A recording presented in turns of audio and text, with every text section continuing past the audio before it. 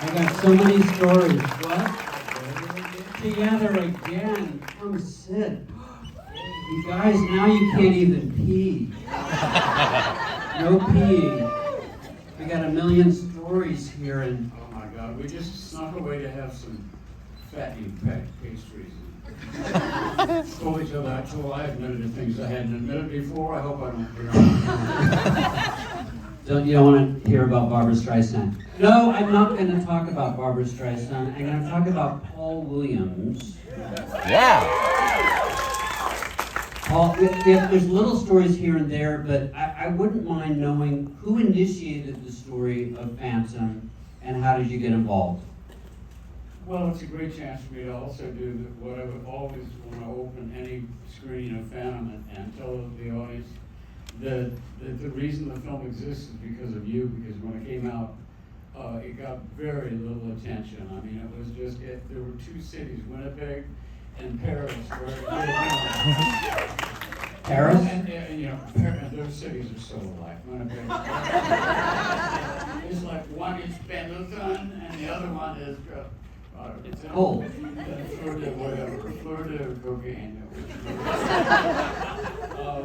Winnipeg is known as a, very hip city. Very hip. And the fact is, they love Phantom of the Paradise, and it was a remarkable thing because they would not let it go, and Peggers were offended that the world did not run to this film and everything, and what has happened, just basically, and to reflect on the way it has grown, from one person sharing it with other people that didn't want to hear, maybe that didn't even sit through the whole thing. Out of all those people that kind of went, oh, I get it, yeah, okay. There was one or two that was like, just loved it, and so it grew.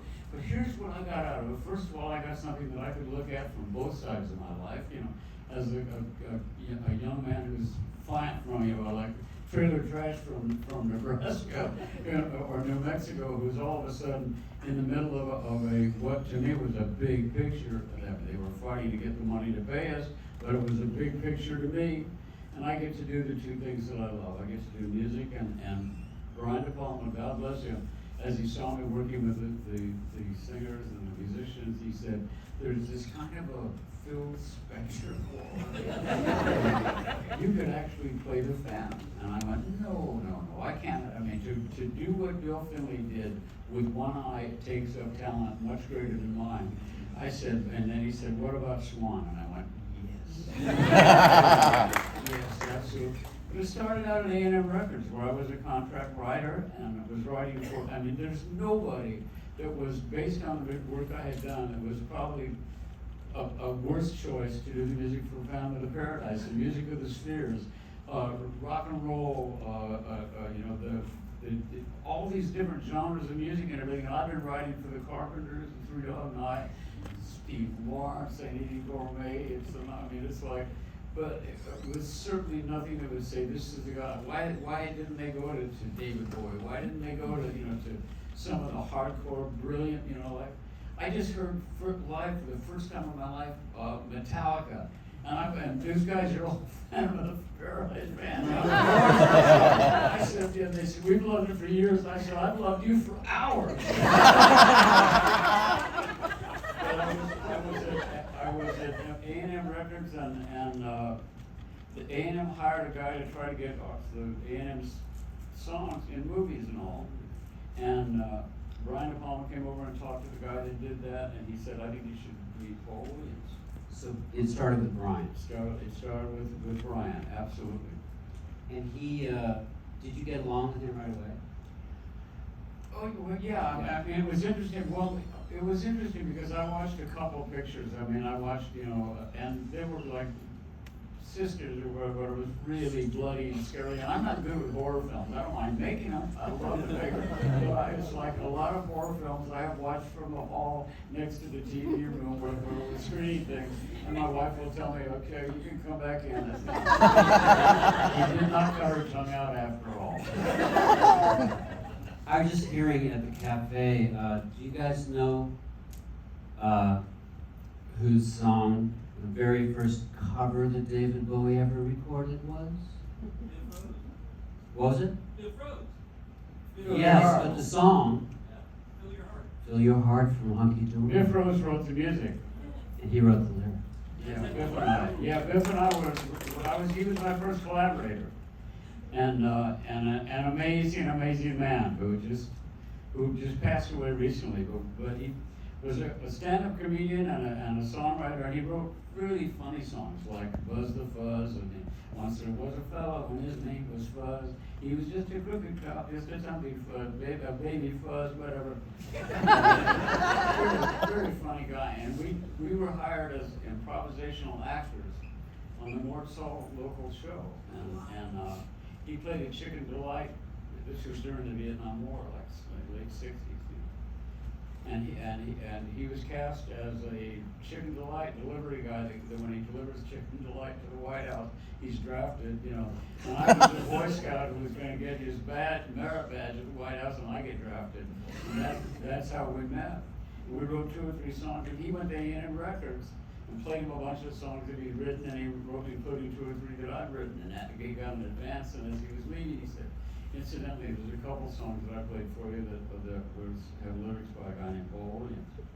And he said, well, we'd like to meet him. But they were looking for a lyricist for Roger Nichols, who I wrote the Carpenter stuff with, and a lot of stuff. So Biff Rose was, in fact, responsible for a major piece of the puzzle of my career and my life, and the life that I have today. Biff is a big piece of that, so I like to honor him for that and everything. He got a little strange in the later part of his life and all, but he was an important part of my past, and I'm grateful. Did you have a mentor as a songwriter? Did I? Yeah. Well, I have 2 mentors. I had a brother named Mentor. Who was a wonderful songwriter.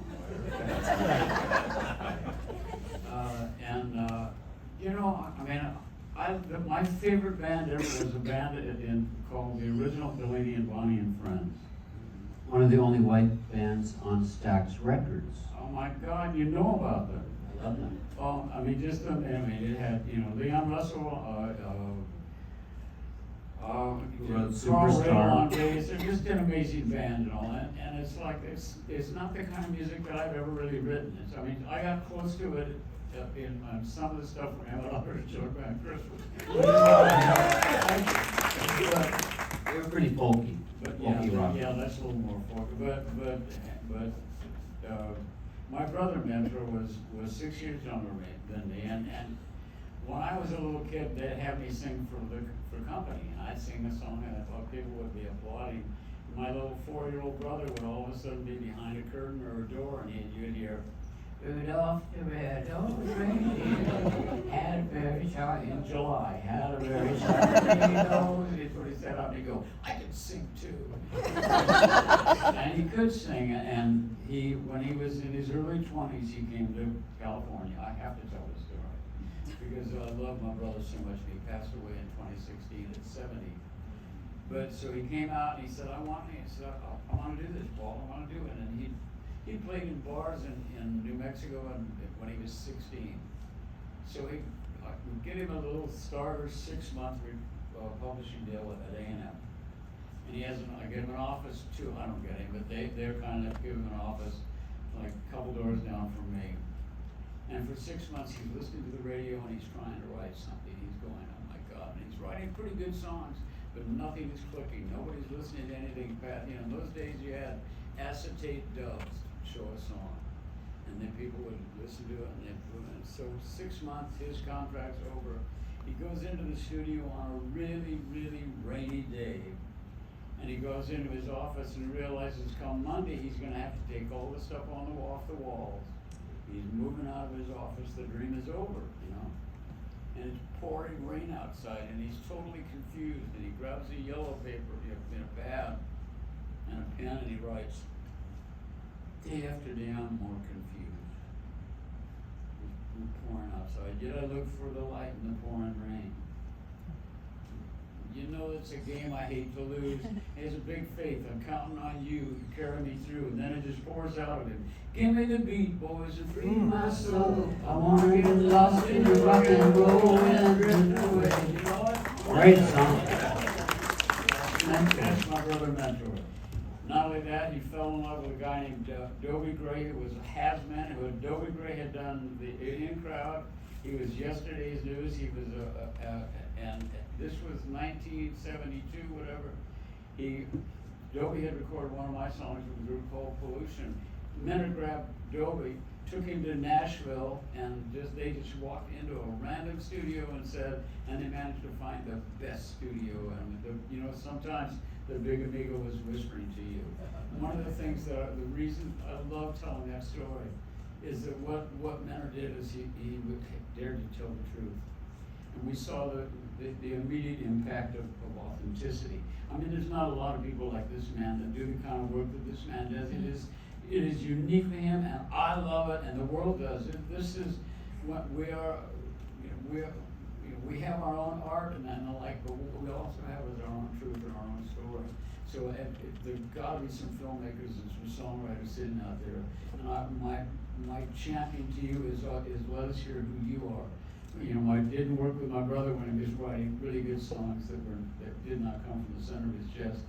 From the center of his chest, you're home free with that. No matter what, it's good therapy. It really is. And I just started writing songs more recently because I don't play an instrument. And friends were saying, well, you can't write if you can't play an instrument. And I was like, okay, I won't do that. And then my friend said, it was a great exercise. He said, we're gonna write together 20 songs in 12 hours. Stop thinking and just writing. He's the most straight edge guy, and we were in Miami. There's nothing else to do, so he had a keyboard and a guitar, and he said, this is called Garage Band.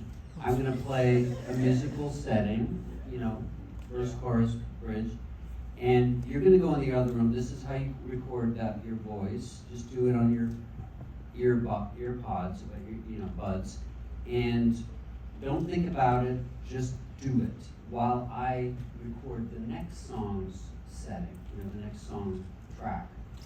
And it's all off the top of our heads. And we wrote 8 songs, and I stopped thinking, and I stopped judging myself, and realized, and I discovered doubling my voice. It's a magical moment. That's the best camouflage in the world. Right. And harmony on yourself and all those things. Yeah. He was full of dreams in a cowboy shirt and sat down next to me to dish the dirt. We wound up talking about the way our dreams were coming true. Song just got wrote. Paul was telling me a beautiful thing that I think everybody should do is when he does benefits and stuff, he auctions off a song for that person. The person who pays the most gets to choose what the song's about, and then Paul writes it for them. So if anybody's got $1 million. Let me just say that it's something we'll write together. If you have a great charity or something like that and everything, right now I'm writing 2 with Portugal the Man. And you love Portugal the Man, and oh my God, I love these guys.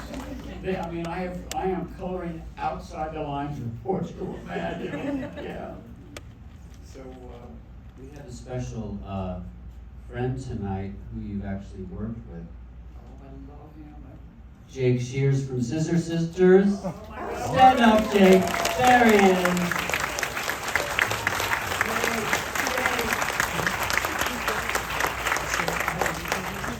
I love Jake so much. We wrote 2 or 3 songs together, and he knows I love him, and he's a brother too. Yeah. Love you, Paul. I love you, Jake. Scissor Sisters are white. Scissor Sisters, classic. Let's get back to Phantom. Okay. Tell us a nasty story. No, you were actually, as we were watching, Finley. What's his William? Bill. Ask about Miami, Conchetta, that 3-way with Loretta. You would. Is that one of the songs? Has it been recorded yet? Okay, go ahead. Sorry. As we were watching the scene the very advanced scene when all the women are writhing on the bed for no apparent reason. And Bill Finley. And Bill Finley, it's like, get this bag out of here. I left as soon as I heard that. But remember, Bill Finley went up to Jessica Harper and says, what are you singing? You said that was a real story. What happened? It was. Well, and you know, it's funny because Jessica just told the story on a podcast. But she saw Brian and she did like I think a screen test, whatever, in LA, and then they flew her out to New York to sing for me and Brian, you know. So I go to, you know, and what I did is I wanted for the part of Phoenix, I wanted the actors that were auditioning to sing Superstar. Long ago and oh so far away, I fell in love with you before the second show. It just had something, there was a quality to that beautiful Leon Russell song that I thought was not dissimilar from that and Old Souls. And Old Souls was brand new and I thought that, you know, so I walk into the office building, you know, where the auditions are, and I walk into the waiting room to go and join Brian, and there's basically a bunch of young ladies with, you know, with the words, with the sheet music and the words, whatever they have.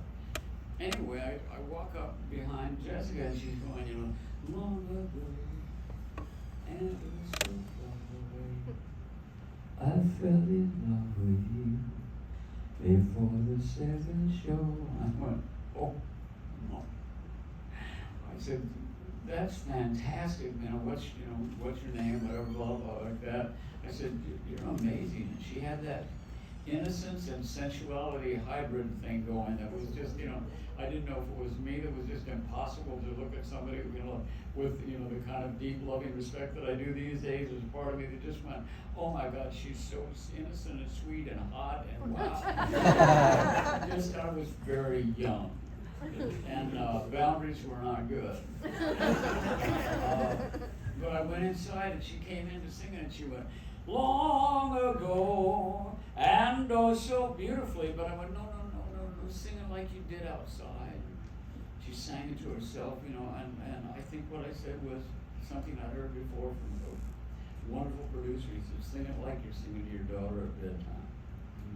Whatever the words are, if you want to confuse it with intimacy and love, just don't perform it, you know. And that, as an actor, I would be willing to bet that one of the big tasks for you is to not get performances, but people that work and will let the camera come into them, who they are. Yeah. If you think at the camera sees, you don't have to push it. Yeah. Jessica Harper is a wonderful actress who went on to do a lot of things. Was she in Sisters? No, she was in Suspiria, but there was another. Was there another diploma? The Big Picture. Dressed to Kill? No. No, right after she did Phantom of the Paradise, she had a relationship with Woody Allen then. What was the film she was in with Woody? Stardust Memories. Stardust Memories and all. You know, and God help her. Woody Allen's ex and I became a friend of mine very quickly. So it was really interesting. You dated him, you were in his movie. And I'm implying that there was a deeply passionate relationship between myself and Mary Hartman, but there was not. There was, but she was an amazing woman. It is an amazing actress. Amazing actress. She, you know, a little known part in her later life was a film that was called the best film of the 90s by Todd Haynes called Safe.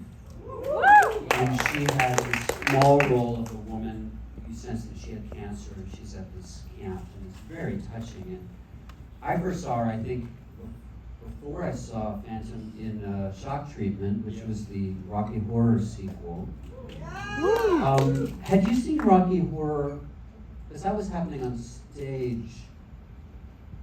Phantom came out before Rocky Horror, but Rocky Horror was on stage in London for a few years. Had you seen that before? I had not. No. Phantom was actually fan. So I, oh wait, I'm powerful now.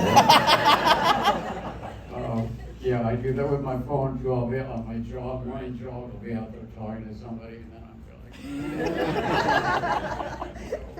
and then I realize I've been ignoring it for a long time. No, I had not, and I don't think I've ever seen Rocky Horror on stage. No. I haven't. I saw your magnificent film first. Did I see that on stage? In L.A. Oh, okay. It was at the Henry Fonda. Yeah, exactly. With Michael Service. And then saw the film, and it's just, I mean, it's a brilliant piece of filmmaking, and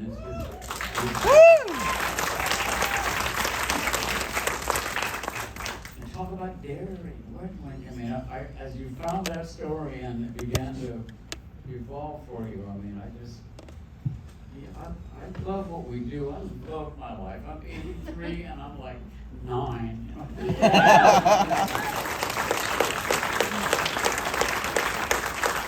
Is your family did they live a long time? No, my dad was killed in a car wreck when he was 59. He was drunk. Wait a minute, let me check. Hold on, I have to make sure. I am 34 years sober. Yeah!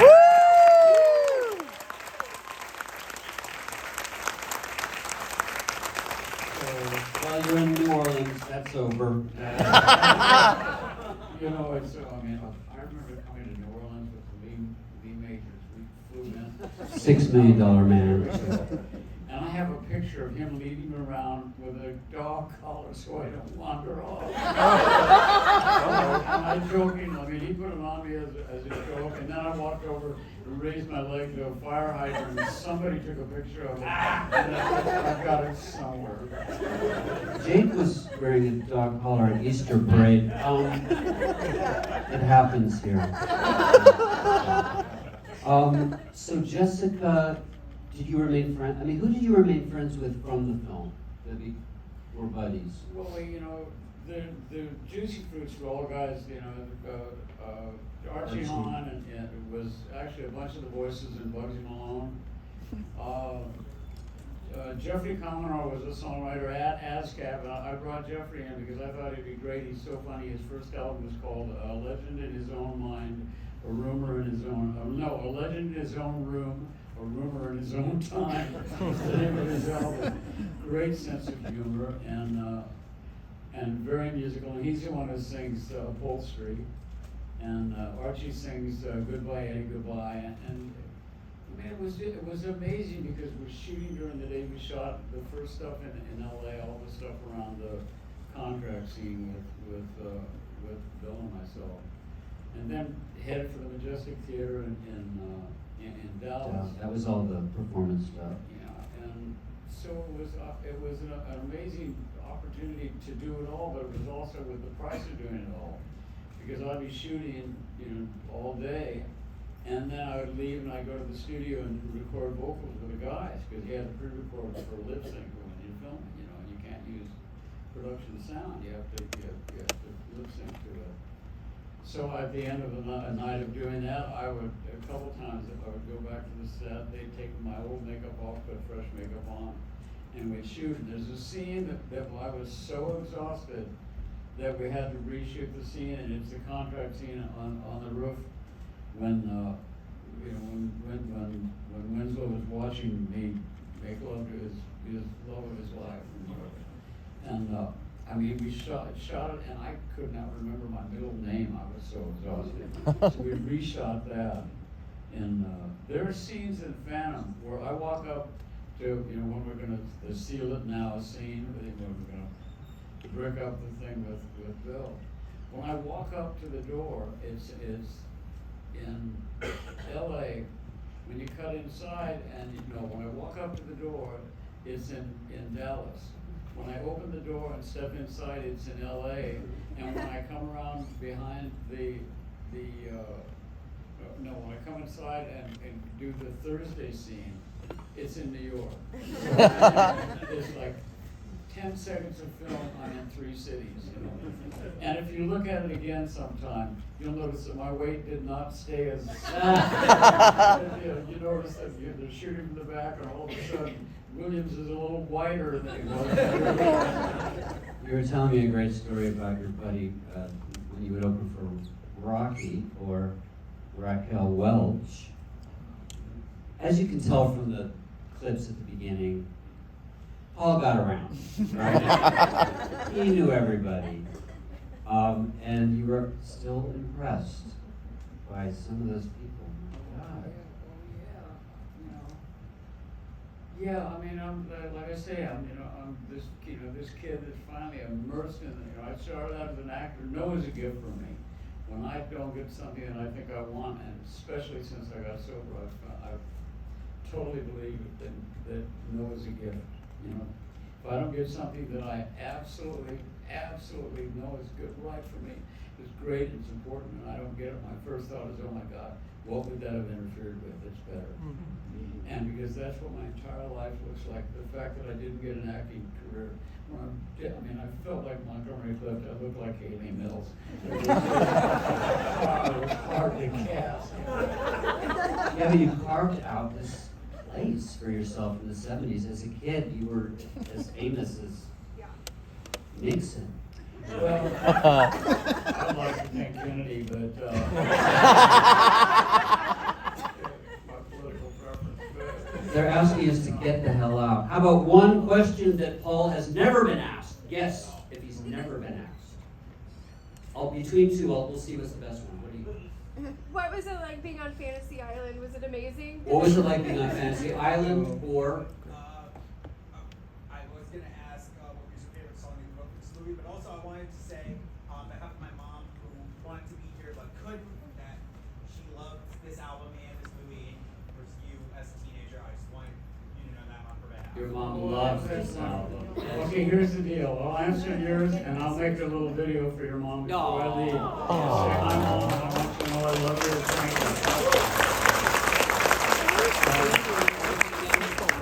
What was it again? Oh, what was it like being on Fantasy Island? Well, Fantasy Island. The same company did that as The Love Boat. And The Love Boat is one of my songs, you know, so.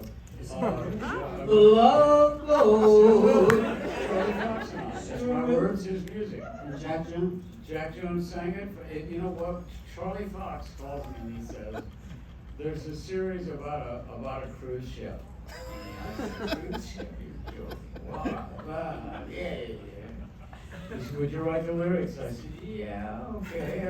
We worked with you, Charlie, of course. And so then I wrote the lyrics, and he played me the music. I wrote the lyrics right away and called Jack Jones and said, Jack, we don't think this is going to last 5 weeks. And we'll be honest with you, because I can spot a hit, as you can tell. I said, but Jack, would you sing it for us? You know, and he said, sure, I'd love to. And it ran 11 years for and the same guys did Fantasy Island, and I did, I think, 3 or 4. I actually did a pilot film for another series that was supposed to be about a rock star who has seen a murder, so he becomes a butler. It's based on Sure.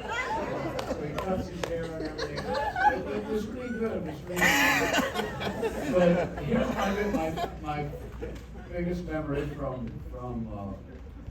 Fantasy Island. I had one. There was one where I had to get married, or I was going to lose my inheritance by a certain date. There was one where my whole thing was I dreamed of being in a harem, you know, but I didn't know I was going to wind up being one of several guys in a harem with Jane Barrow. Coincidentally, he's a really good kisser. But the one that I will always remember, because it was anytime you put an actor on a horse, 2 things happen. It's interesting how you break. First of all, you go, oh my God, I get to ride a horse. Oh my God, I don't ride horses. But oh yeah, this is going to be great fun. So, but you forget that in Don Quixote, you're going to be wearing armor. And you know, I run every morning. I run almost 2 miles every morning. I jog, and I don't run. Even when I run faster up and down than I do forward. Not the most graceful runner in the world, yeah, or jogger. And I'm the same on it. So they put armor on me, and it's armor. It's metal, and it's got some leather parts and all, but and then we're shooting the scene over and over and over again where I jog up or I canter up. And of course, it's just me, I'm going up while the armor's coming down. And explaining to my wife how I got the bruises and the cross requires some amazing sense of fiction and reality that was pretty impressive, Because of course I wouldn't say it was from the armor; she'd never believe it. In a sling. We're being thrown out because Overlook is continuing. Ladies and gentlemen, Paul Williams!